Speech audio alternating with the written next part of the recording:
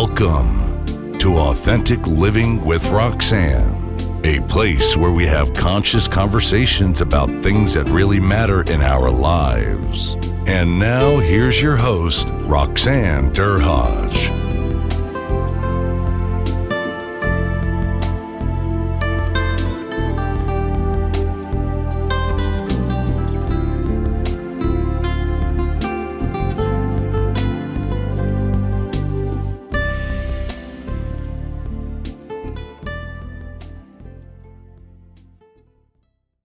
Hi everyone, it's Roxanne Derhodge. Welcome to Authentic Living with Roxanne. This week I have a colleague, Jason Finucan, that is based in Montreal that will speak to us today. Jason, thanks so much for joining us today. My pleasure. Thank you for having me. So Jason he speaks on mental health, and I'm going to just read a little bit of his bio on some of the things that he's done. Upcoming really soon, he's releasing his first book, which is Jason 1, Stigma 0, My Battle with Mental Illness at Work and at home and in the workplace. He's a mental health advocate, stigma fighter. He's a professional speaker and has been doing that for quite a while, I believe since 2006, I remember reading, and founder of Stigma 0 and the instructor of the programs found in there's a Stigma 0 online training program.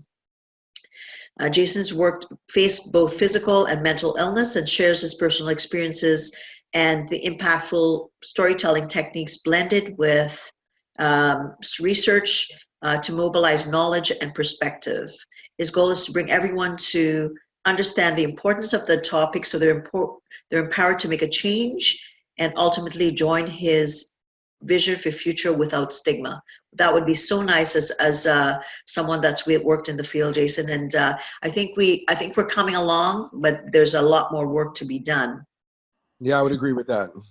So, so thanks for taking the time today. And I'm going to just jump right into it and ask you, obviously, I'm going to assume we know how you got into speaking about mental health, but tell me a little bit about your life. Did you grow up in Montreal? No, I am an Ontario boy, actually. Oh. I am. I was born in Newmarket, and I lived, I was born in 75, and the first 26 years of my life, I lived within 100 kilometers of Toronto. Wow. I was in Newmarket and then in Toronto briefly. And then I went to high school in Orillia, Ontario, Right. An hour and a half north of Toronto. And I went to University of Waterloo. And so the seeds of me being a public speaker as a profession were honestly set early. It was one of the skills that I just, at an early age, I remember giving I think I read a poem at a Christmas special or something at my school. I was in grade 4. My dad was blown away that his son, because my dad hates public speaking, and here his son was up on the stage in front of hundreds of people, comfortable. And so it was just one of those things. I never was uncomfortable in front of a crowd. And then when I said I went to University of Waterloo, I actually took a degree in theater and speech communication. So I spent 4 years doing nothing but performing and learning how to perform and learning how performance is interpreted. And that helped me immensely. I didn't know at the time I was going to be a speaker, but I knew I liked it. And it definitely helped me to hone those skills. But I moved to Montreal in 2001, actually. It's easy to remember for a sad reason. I moved just days before 9/11. I moved that weekend, that Labor Day weekend. Yes. And I've been here ever since. Absolutely love it here. Well, it's amazing your undergrad was kind of prepping you for something that and now you've been speaking for such a long time. So tell me about the kind of the path, like when you start to struggle. Did you kind of know when you were younger that there was some issues? I mean, I was just actually talking to my son, and I was telling him that I was about to interview you, and we talked a little bit. He says, "Well, what?" He said, "Well, what does he struggle with?" So I told him from what I read on your site that it's bipolar that was the struggle. And he goes, "Well, what is that, Mom?" And I said, "Well, the only way I could explain to him and in teenage terms is that there's a lot of high highs and low lows, and the space in between is quite rapid." And he goes, "Oh, interesting." He says, "Oh, that seems, don't we all go through highs and lows? I said, yes, but sometimes not at such a progressive level. So I don't know if I, explain that as well as you might be able to do it, day to day. I'm sure you speak to a lot of different people about it. You're definitely part of the way to describe it is the severity of the change, but it's also the severity of the actual high and the actual low. So an individual who goes through a healthy high or a healthy low, the way I describe that as humans, you're absolutely right. We're not just going to exist on one plane. We're always going to go above and below what I would describe as our baseline, our, whatever is our normal, for energy levels, amount of sleep, etc. But the thing with bipolar disorder is that when the highs come, they come very forcefully. You have no control over it. And in my case, they lasted for weeks and months at a time. So I would be in this elevated state for a very long time with no ability to stop it. And then when I was in a depressed state, whether it was mild, moderate, or severe, that depressed state would descend on me and I would have no control over it. And it would remain, again, for sometimes months at a time. That's not something that you would describe as a normal or healthy experience of highs and lows. And for me, when it started, I actually was a very late onset of bipolar disorder. It's very common for it to begin in the late teens, early 20s.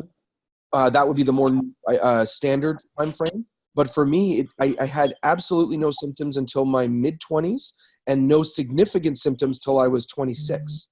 Wow. So that was very odd that it took that long to begin. So when it began with a mild depression, and I had never experienced any form of clinical depression in my life up to that point, not for 1 minute. I mean, every time I'd ever felt down or sad or low energy, there was a really good, clear reason for it.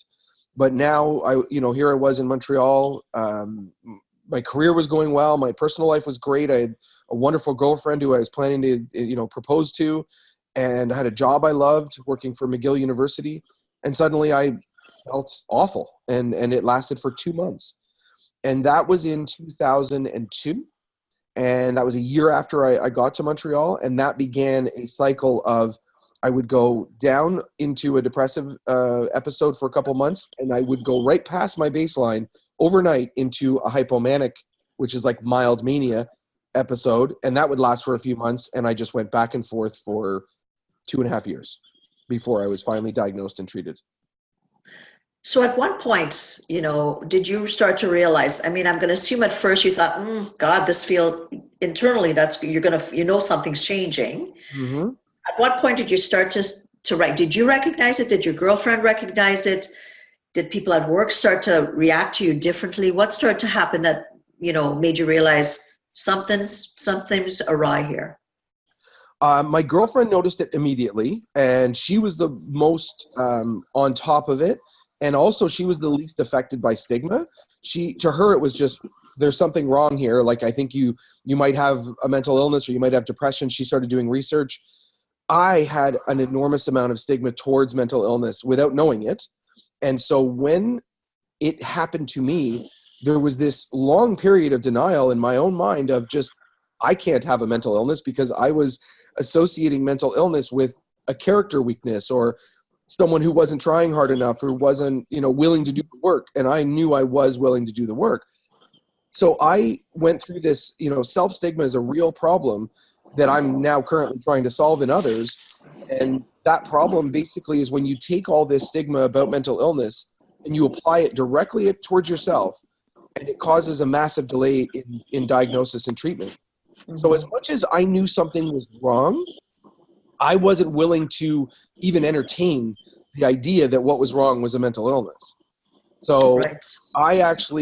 There was a period there about a year into symptoms that I sought out talk therapy with a psychologist, mm-hmm. which can be a brilliant strategy for a lot of people in that situation.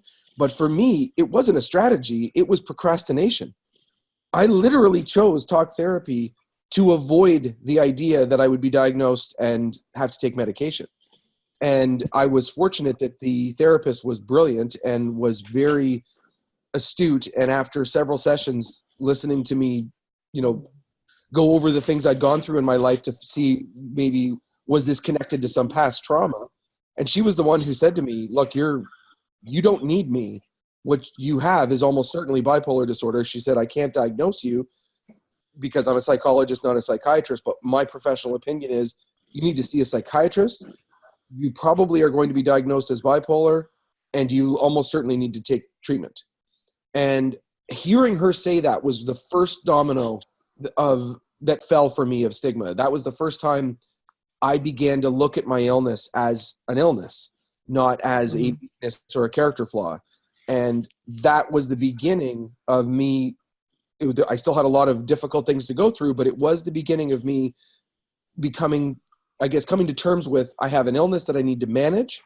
And once I started thinking of it in those terms, I eventually was able to get treatment and recover very well and live with it very well. Well, I think you had an astute psychologist that would recognize that, like myself as a psychotherapist with my training, obviously, right? Because talk therapy is not going to will you out of this.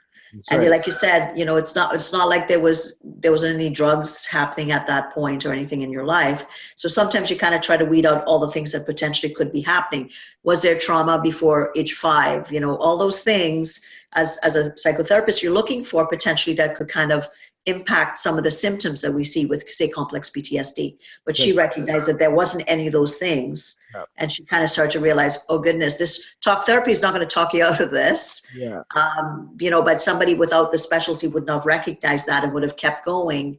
And then obviously you'd go through those circles, right? Like you go up, you go down, which would be even worse on you. So obviously when you're on the high and you can't stop and you're thinking, why can't I stop? And when you're at the low and you can get out of bed and you can't do anything, that's tough on you too. Oh, it absolutely took my life and turned it upside down because I was suddenly trying to work through essentially, I went through almost 3 straight years where I wasn't at my baseline for 1 minute. I had started, the first departure from my baseline was a depression. And then I went directly up and then back down and then up and then down. And it went like that for almost 3 straight years.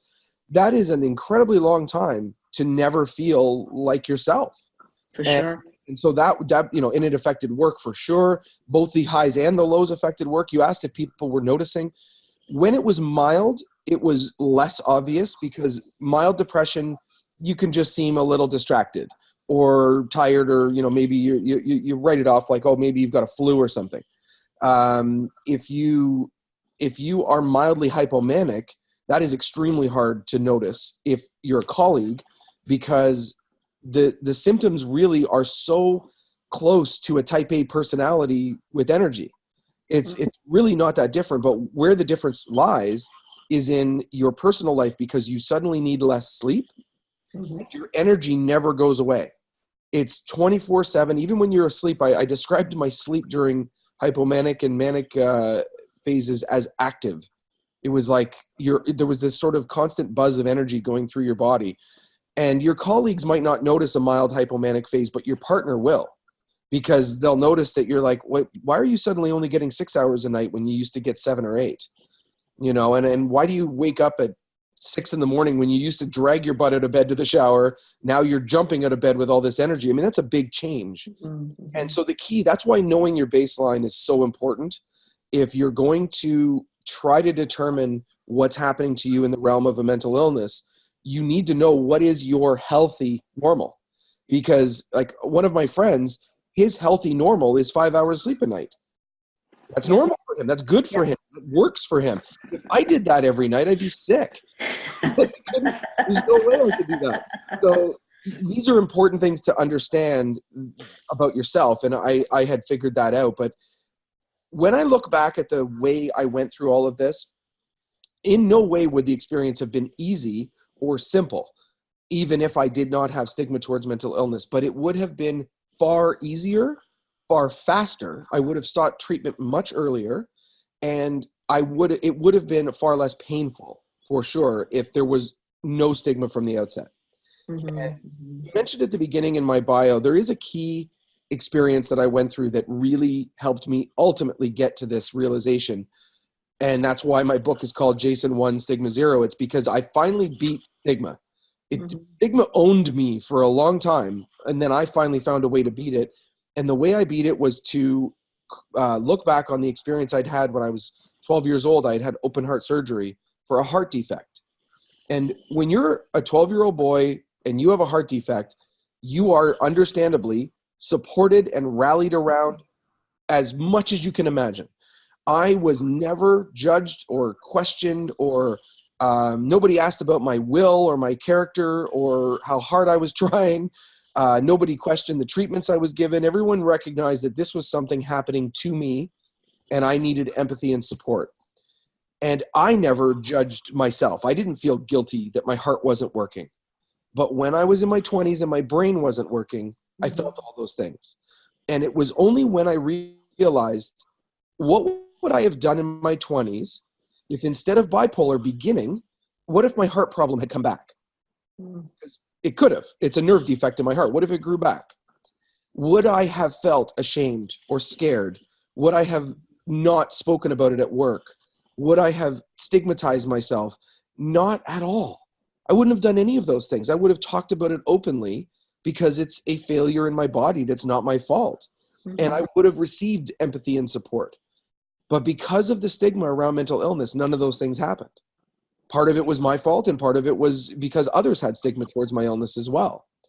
And that was the light bulb moment that I realized, wait a minute, we're looking at these illnesses incorrectly. We're treating mental illness as different than illness. It's as though we're treating it as a personality problem. And as long as we can sort that up and separate that out, that's how we can get rid of stigma. And that's how we can begin to respond properly to the instances of mental illness in our lives, whether it's personal or professional.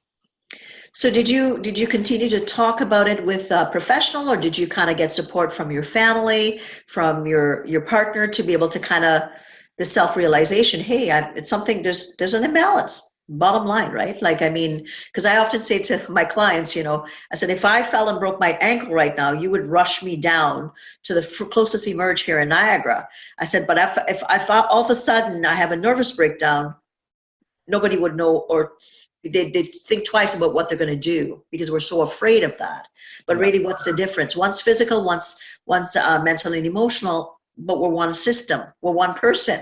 That's right. But we treat it completely differently, right? We really do, and there's no reason for it. And the way that I can be very stubborn, and I was stubborn in the wrong way for a while, in that I had this stigma and I had this resistance to a diagnosis of mental illness. I was afraid of taking a medication, and I don't know why. I just was. I had a stigma towards it. But when that psychologist said that to me, it was like, when I say the first domino, I mean, it was literally like that. There was a wall in front of me. She knocked down the first domino, and then they just kept going. So from that moment on, the stigma it evaporated, and I made a conscious decision to treat my bipolar disorder, or whatever this illness was that I was facing, in the same way I would treat my heart problem, which is, it's an illness. I need to learn about it. I need to manage it. I need to be active in the relationship with my doctors to, understand what I should be doing and not doing. And once I went on that path, as I said, it wasn't smooth sailing. I still had a few very severe depressions. I had a manic episode. I ended up hospitalized as a result of the manic episode. But none of those things happened because of stigma. Those things happened because the illness just became extreme for a bit. And I had to go through that. But in fact, the ability to get over the stigma just prior to that extreme period helped me to survive that extreme period, because I recognized while I was going through it that my body was failing me, that it wasn't me. Right. That gave me hope that all I had to do was find the right treatment and I would be able to get back to me. And ultimately, that's what happened. I was diagnosed as bipolar in February 2005 while in the hospital, and after my manic episode, and I was given a new treatment that I'd never been on before, which was lithium. And I was told it would take months before it was therapeutic, because it's a very tricky drug. You can't have too much of it in your blood or else it's toxic. So we do a stair-step approach. kind of creeping up to the therapeutic level. And it was June of 2005 was the end of that 3-year run where I had not been at my baseline. I was taking 5 pills of lithium, so 1,500 milligrams of lithium. And I saw my psychiatrist. I still was depressed. And he said, look, you're not quite at the therapeutic level. We're going to increase it by 1 more tonight or now. And he said, take 6 pills tonight and give it 2 weeks to 3 weeks. And if you don't feel any better, come back. We will likely need to add a second medication. And that night, I took 6 little white pills instead of 5. I woke up the next morning, and the first words out of my mouth were, I feel like me. I didn't feel, the word isn't better, the word isn't good, the word is I feel absent of symptoms of bipolar disorder. I don't feel down, I don't feel up, I just feel like me. And it was the first time in 3 years. And it was a very exciting moment because it gave me hope that, okay, this is a chemical imbalance and I've found the treatment that is correcting that imbalance. Mm-hmm.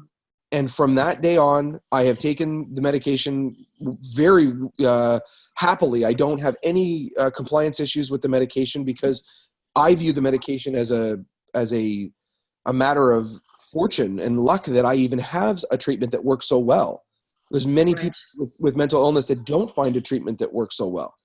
So I take it happily, and I have never, since that day in 2005, I've never experienced any of the upside of bipolar. No hypomania, no mania at all. I have had some depressive episodes and needed to treat those separately, but that's it. I've only had to manage that side. So you've kind of worked on obviously working with your cognitions and understanding when your body's getting run down. Are you constantly having to still look at those things even though you're taking the medications? Because I would think that there's I always say there's a psychosocial part to it to learn, just to be able to recognize if you're working a bit too hard or, if there's conflict or whatever. Like all of us have to be able to recognize certain things and continue to work on ourselves. Absolutely. Yes. So there's a term that I use, I've been using for years, and it helps me to understand what I need to do to manage my illness. And I use it with others to try to get them to see it in this way. But I believe that the only way you can survive a chronic lifelong illness, like a mental illness, bipolar is not something that's going to just go away. Mm-hmm. It's not something that I recover completely from. I have it.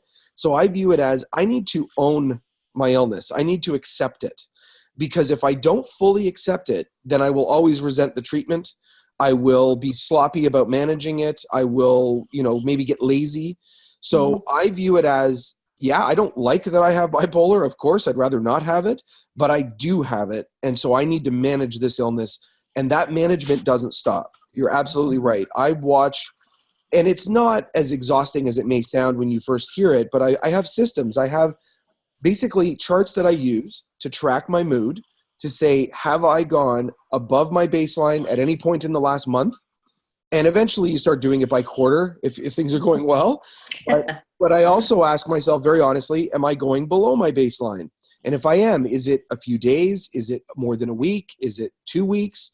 And so I know I can show you charts that I have been keeping since, I actually did them retroactively all the way to 2000.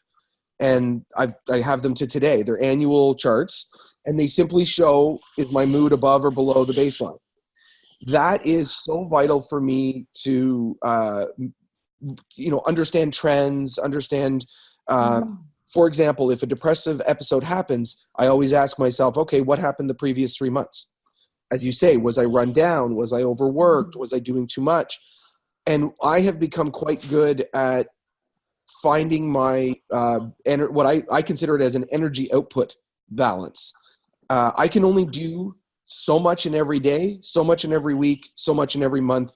If I go beyond that, I will pay a price. And usually that price is a very short depressive episode of 1 to 5 days. Mm-hmm. I minimize how often those happen by managing my energy output. So that is active, ongoing thing that I do. And, and a big way I do that is sleep. I'm someone, as I say earlier, 5 hours a night would be awful for me. I like 7 to 8. Mm-hmm. If I get 6 hours of sleep on any given night, it's no big deal. but I make sure the next night I get 7 or 8. You catch up. Don't Yeah. allow 6, 6, 6, 6, because that will absolutely affect me, and I know that. If I have a huge work day, I got to put in a 15-hour work day where I'm really, really, or I'm in a crunch.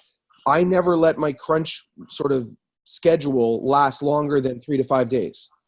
Then I pull completely back, shut it off, and rest. And those are the ways that I've been able to manage the illness. And what it has resulted is, in the last 5 years, I average 2 to 3 very short depressive episodes a year. And that seems to be all that I'm having to deal with. And they're predictable. When they come, I know as soon as they hit me, I wake up and I feel, it's like I get the flu. I feel awful. I feel exhausted. I feel my mental acuity is suddenly gone. And I don't experience depression like sadness. For me, it's more like being shut off. It's like you're underfed. Your energy levels are super low. You don't have access to any kind of fire or energy. And I just simply shut it down and rest. I clear my calendar and I rest for a couple of days. And I always, so far, knock on wood, that they only last 3 to 5 days, and I bounce back and I feel great after that. So the people around you, they must be, I mean, you must, do you have a family, Jason? No, I'm married, but okay. So, but your wife must know that, or I know you have a business partner too. Yes. So they're kind of, I'm sure you talk about the things that you're experiencing. If you realize, goodness, I'm on a crunch or whatever. So they are kind of aware of what kind of things are happening with you. Absolutely. And Okay. One of the things about speaking openly about an illness, and for a second, let's not think about it as a mental illness. Just think about it as an illness. If you were in the midst of chemotherapy treatments because of cancer, if you planned on doing this meeting and having this interview with me, but then you had a adverse reaction to your chemo treatment on Friday, you didn't recover fast enough, you would tell me. You would say, look, I'm going through treatments. Yeah. What's happening? I can't have this meeting for that reason. And anyone in my position would feel nothing but empathy for you, recognizing that you've got this challenge that you're struggling against. And we would say, okay, no worries, we'll reschedule. That's the attitude I bring to my mental illness. If it interferes with my life, I speak openly about it to anyone that I'm interacting with. So my wife knows, my family knows, my friends know, and my business partner knows. And that is very important. You need caregivers in your life who can support you and who understand that what you're facing is an illness. And it's something that is beyond, it's beyond your control, and it deserves that empathy. Obviously, if I was having an issue, say with a chemotherapy treatment, you would be very understanding, and you would say, okay, Roxanne, no big deal. So it's really about sharing at the same level. Sharing at the same level. And here's the thing about stigma that's fascinating, is that if I have, like I did, a stigma towards my own illness, if I'm uncomfortable speaking about bipolar, then I'm going to talk in circles around it. And that is going to make you very uncomfortable about what you can say to me. Because you understand, you'll actually, you will sense my discomfort, and you will want to respect my privacy, and it will tie your hands. But if I speak openly about bipolar disorder, it frees you up to do the same thing. So it's an unfortunate reality, and I've said this to a lot of people that I've spoken to who have their own, they have a mental illness and they're afraid of the stigma. I say to them, it's counterintuitive, but the best way for you to fight stigma is for you to defeat it first, and then just start speaking about this as frankly and as flatly as you would any other illness. Oh, I lost you again, didn't I?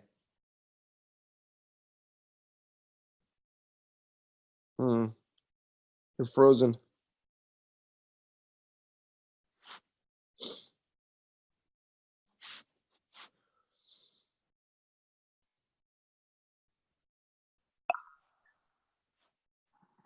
We keep. I've never had that happen before. Is it? I don't know. It just says, does it say that your internet is unstable? No, my internet's really strong. Okay, it's saying mine is for some reason. So I apologize about That's that. okay. Yeah, because I don't see any delay on my end. You just freeze from my perspective. Okay. Strange. So, so your point is that the more comfortable you get with it as the person, people around you will get more comfortable, which I think is so true. Right. That said, let's talk a little bit about the workplace and kind of, I know that's, you do a lot with Stigma Zero with workplaces, and you're lucky and fortunate to be in a space to be able to be around people that you work with that understand it. But to the average person in work, what do you find that you're seeing out there when you go out to do trainings for Stigma Zero? I am seeing that there is a lot of truth in the way you said it at the beginning of this interview. We are headed in the right direction, but we have a long way to go. So right. people are less stubbornly stigmatic towards mental illness. So in the past, people would actually defend their intellectual position as viewing depression as a weakness.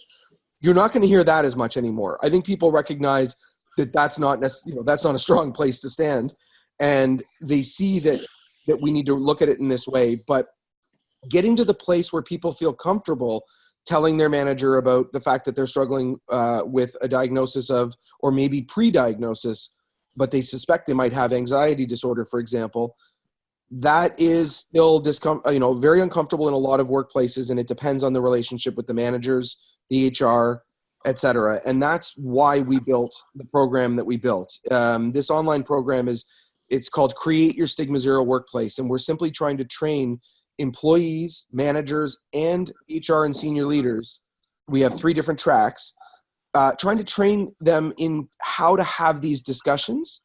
And we're also challenging the companies to recognize that if you want your employees to feel comfortable speaking to their managers about a mental illness, you need to establish a culture that won't allow stigma to exist. That's not going to happen overnight, but it can happen. And in fact, it can happen faster than you think if everybody gets on board and it's communicated properly. Because people want this stigma to end. They're just not sure how to make that happen. And they need to trust that it's happening on both sides. So some of the things are, we do say to employees, look, you have to protect yourself. You can't talk about it if you feel that you will be discriminated against. But we also challenge them that if you see the company is heading in that direction and doesn't want to allow stigma, then it is partly your role to participate in this culture change. Mm-hmm. And if you feel good with your manager and your HR person, to talk about it and to recognize that you have a right for reasonable accommodation. Mm-hmm. And that reasonable accommodation might be very simple and minor, like schedule changes that allows for you to live and work in a healthy way. And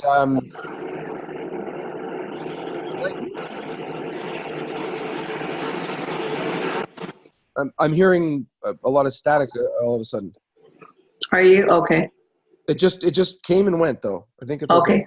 Anyway, so the other thing that we focus on a lot in the workplace is recognizing that managers actually have a very difficult role, because HR are trained to deal with these sensitive topics and conversations. Managers are just people who were good employees and who elevated to the level of manager in their area. That doesn't mean they necessarily know how to sit down and have a conversation with someone about depression. That is not easy to do in the workplace. And I believe that managers have been undertrained for a very long time in this area. How do you have that conversation in a way that respects the individual, that respects you as a person, and respects the company? And how do you know when you should be bringing HR in versus when you don't need to bring HR in? These are all delicate questions. And we spend a lot of time in our program covering that, how to respond as a manager in very tangible ways. Here's a scenario. You have a team member who has been an amazing, like a pillar of your team for 7 years. Great work, consistent, everything's good. And suddenly their work drops off. Their energy levels are low. They seem distant. Now at that moment, you have no idea whether the reason this has happened is because their parent is dying, they're getting a divorce, they've recently started struggling with alcohol, or they have a mental illness. It could be anything like that. Mhm. The question becomes, how do you have a conversation with that team member without invading their privacy, but showing them support and giving them their due, which is, look, you have been a great employee for a long, long time, but you haven't been yourself these last 3 weeks. I just want you to know if there's anything that I or the company can do to help you, let us know. Like that kind of conversation can happen. And often when it starts with that level of emotional intelligence and empathy, the employee will disclose because they will feel comfortable. That's Right, how. and I mean, and they have to accommodate them. Like that's the thing, and if it's the uncomfortability of the manager for whatever reason, like you said, even yourself stigma, that person has to recognize you're in this authority position because you get tactical things done, but you're dealing with people. And to recognize That's what right. kind of things you do to make people comfortable to say, yeah, actually, I'm going through a separation, or, I've been not sleeping well, or, I've been maybe drinking a little bit more. And, of course, they could go off and see EAP services, whatever, is to be able to know how to have that conversation in a kind, caring way to say, I support you. I see you, I hear you, I recognize that you need something, go get the assistance, we'll loop back. But a lot of people are so afraid because it's like, well, I'm stepping into their personal life. Well, to some degree, just being kind and gentle is the best way to do that. Absolutely. And I also remind companies that, look, I lived it. I lived it as an employee, right? I was the employee who was sick. And yes, stigma caused a lot of challenges in there, but that does not absolve me. I signed a contract with my employer to do a job, and now my health is getting in the way of doing that job. Mm. The employer is not at fault at all. And I know I'm not at fault, but I am responsible for finding a way to either work within the bounds of my new reality, which is this illness is limiting me in my job. So maybe I need to take a leave of absence, or maybe I need a reasonable accommodation, but I can't just shut down and say nothing to my employer. That completely ties their hands. Right. I'm doing a job and accepting payment for that job. Part of that responsibility is that communication. Now, there is the other side of the coin, which is if you have a truly negative, stigmatized manager who might discriminate against you, then of course you might be afraid to discuss it. And that's the global problem we're trying to change. But what I'm seeing in a lot of workplaces is that is not as common anymore. It is there, but there are fewer and fewer truly mean-spirited, discriminatory people when it comes to mental illness. It's mostly just that their empathy and their emotional intelligence is a little low, and they need to understand they're not seeing the mental illness as an illness, and they're caught in the trap I was in originally, which is that it's just he's just distracted and lazy. They're writing it off as a personality thing. And I'm finding that once people are fully grasping the physicality of mental illness, they begin to treat it more like the cancer or the broken leg or the other analogies that we've been using. They recognize it as I always say, something that happened to that person, not something that they did wrong. That's a very simple turn of phrase, but it's powerful, because Right. when I see that you did something to yourself, I feel a little less empathy for you. But if I see that it happened to you, my instinct is going to always be to have a bit more empathy. And that's so important. So it's really, I mean, if we can raise people's empathy levels to just say, you're working with people, regardless of what the issue is. If someone's struggling, just, it's not always performance related issues. It may show out that way, but why is that? If that person has been a stellar employee for 5 years and all of a sudden, you're recognizing something's progressively changed, or maybe it's changed a little bit over time. It's about having just a normal conversation, a two-way conversation to say, hey, I've noticed X, Y, Z, which is factual, to get the employee to be able to elicit some kind of information. Yeah, I know I've been late lately, but this is what's been going on, whatever. Okay, you kind of get them the right support. But if people are afraid to think, if I have depression and you're my employer and you're going to judge me, then I'm going to shut down, and that's not going to help anybody involved. Not at all. It just drags out the problem. And the studies have shown over and over and over again that it's actually not the absences that are costing the most when it comes to the lost productivity about mental illness. It's presenteeism. It's people trying to work through their illness and doing so at, let's say, 60% capacity. If you have a workforce of 10,000 people and 2,000 or 3,000 of them are working through an illness because they're afraid of disclosing it, and they're working at 60% capacity, that is so much worse than a few of them taking a leave of absence and then coming back when they recover. And so one of the things I have to train my clients about is that a successful implementation of a program like this will, in the first 18 months to 2 years, show an increase in medical absences due to mental illness. You can't avoid that. There are people currently who need them who will now get them. And if you think of that as a bad outcome, you're missing the point. In fact, that has to happen. But what will happen is many of those individuals will now find a way to recover, find treatments that work for them, and then they'll come back. And they will be productive employees. And the faster we can get that process going, the better. And another analogy that I use that does work very well to get companies to understand why they need to address this actively or proactively is that imagine if you had a company of 1,000 people, of whom 600 were women between the ages of 21 and 31, and you just were thinking, I really hope none of them get pregnant. You would be a pretty foolish business, right? If you didn't have policies and plans in place for mat leave, you're just not doing your job. You've your head in the sand. But that's what's happening with mental illness. Companies are hoping to not have to deal with it rather than proactively dealing with it.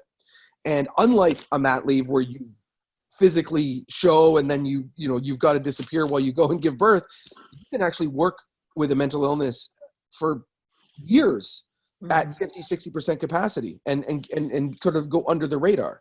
That is not good for the company, and it's not good for that individual.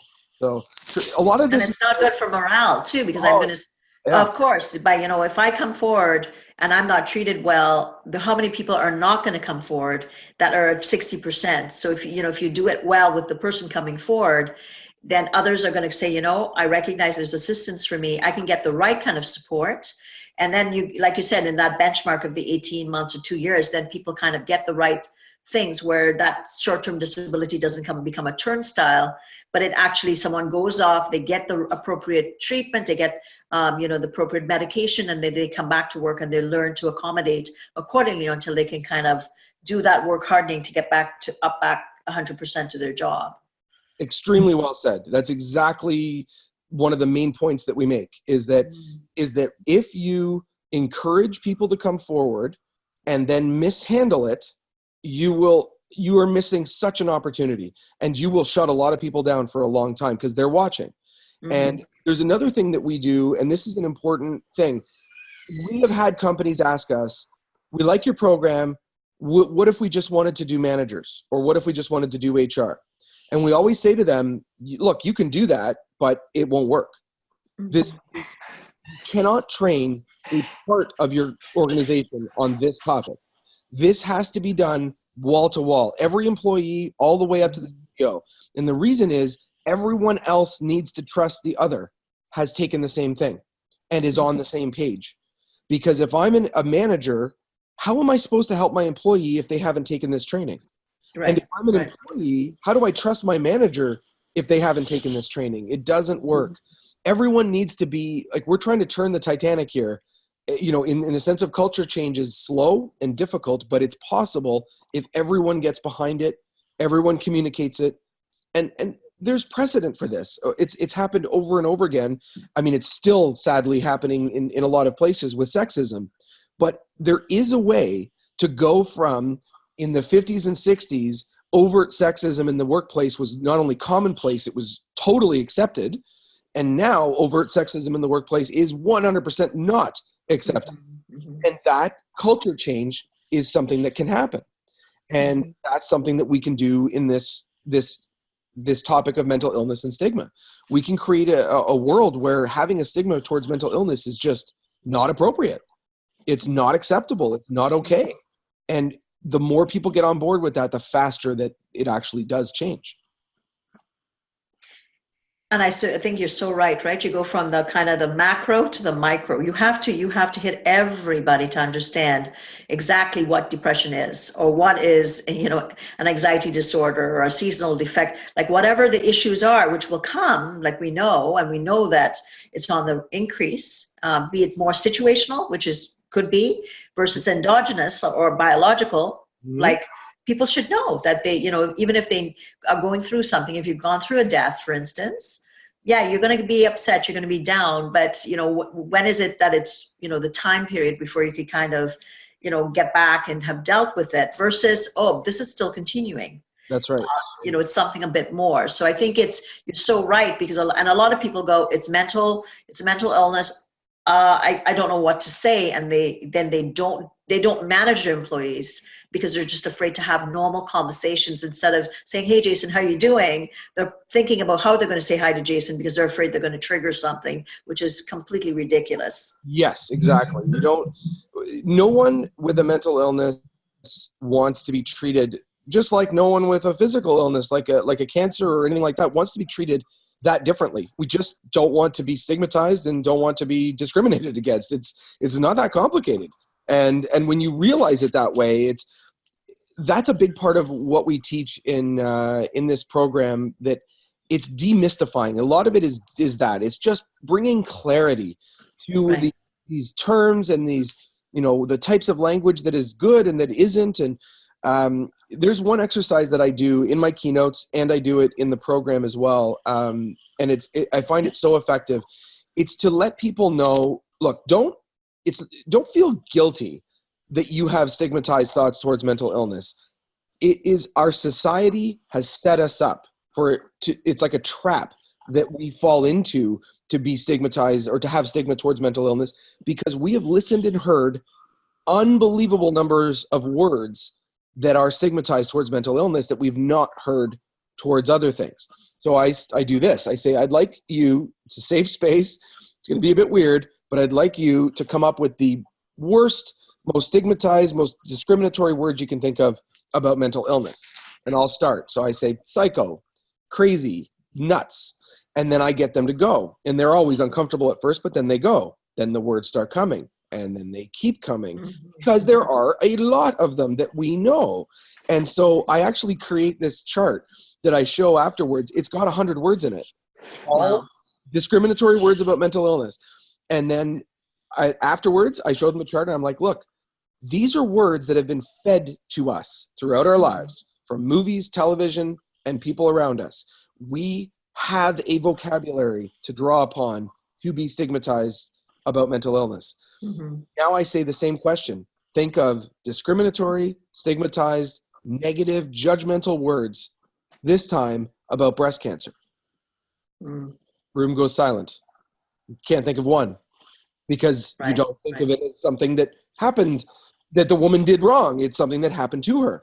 And so my point in doing that is to really get rid of stigma is a little bit like losing weight. It's actually a discipline. You have to watch your diet, and you have to make choices, and you have to work out. You have to choose to lose weight. You won't just lose weight easily. It's a choice, and it's a process. Stigma is one of those things. You can say, I intellectually agree that mental illness is not that person's fault, but you still have to choose not to think those negative thoughts, because they're just there. Not because you're a bad person, because the words would Right. be. Absolutely. And it's ongoing. It's ongoing. And you have to, you know, commend people that are making the changes even when nobody's looking. Yes. I think that becomes very important. And obviously with me, seeing it from, I've worked trauma in frontline with the police all the way up to running different facilities with mental health and addictions and in corporations. So I've seen it at every end. Yeah. It's really about recognize we're people, and we all are going to have something. We all have something that we deal with on an ongoing basis. And with it on the rise, we have to recognize that we need to support people so that they can live the best lives possible. And this training program sounds amazing, Jason. So why don't you tell people, anyone that, if it's companies that are interested in the training, and about your book, where they can reach you to once, and I know the release is about to come soon. Yes, thank you. So the program and the book are both available at it's www.stigmazero.com, and it's zero spelled out. So STIGMAZERO.com. And the website is it very clearly explains what the Stigma Zero Online Training Academy is and how we offer employers. This is definitely a B2B offering. That said, if there are any individuals out there who wish to take the program, we're not closed to that. It's just that that's not our main model. We do encourage you to reach out to us if you're interested for that. We don't want to hold, we're not trying to limit it. On the website, you can try to get started right there, and it sends us a note, and we create a meeting. This is not something that is purchased online immediately. We always want to have a consultation, provide a demo of the course, so that each company can really get a sense of what it is that we're trying to do. And then we offer a full onboarding guideline on how to get this thing going within a company. And as for my book, at the same website, there is a tab that says simply book. The book is called Jason 1 Stigma Zero, My Battle with Mental Illness at Home and in the Workplace. And that will be released in print, ebook, and audiobook formats in March. I actually don't have a date yet, but if you go to the book page of our website, you'll see there is a spot for a pre-order request. If you pop your email in there, you'll get an email when the book is available. So, Awesome. Yeah, Awesome. Thank you so much. Can't wait to read it. Sounds quite interesting from our conversation today. And, when I listen to Jason, it reinforces so many things that I talk about. I talk about being authentic, but if we're going to be connected to ourselves, really internally, our map is our map, and whatever we're given, and we have to learn to deal with whatever's happening for us. And we all have different things going on in our lives all the time. And just to stay connected to yourself as much as possible, whatever those needs are. If it's anything from I'm, mentally ill to I've got something going on that's situational that may be making me feel uncomfortable, to go forward. If you're at work, be able to approach the people that are sensitive and kind. But if you don't go forward, then nobody can assist you to get whatever you're needing, whether it's an accommodation or just you being able to sit, take some time off to be able to address these concerns. So thanks again, Jason, for coming on, and maybe we'll have you on again at some point once the book's released. And for anybody trying to get more information on me about authenticity and leadership, you can reach me at roxannedurhage.com. Take care, and we'll chat with you next week. Thanks for tuning in to Authentic Living with Roxanne, creating the space for positive, healthy change. Roxanne is a keynote speaker, psychotherapist, and coach. To work with Roxanne, visit roxannedurhage.com/blueprint. We'll see you next time on Authentic Living with Roxanne.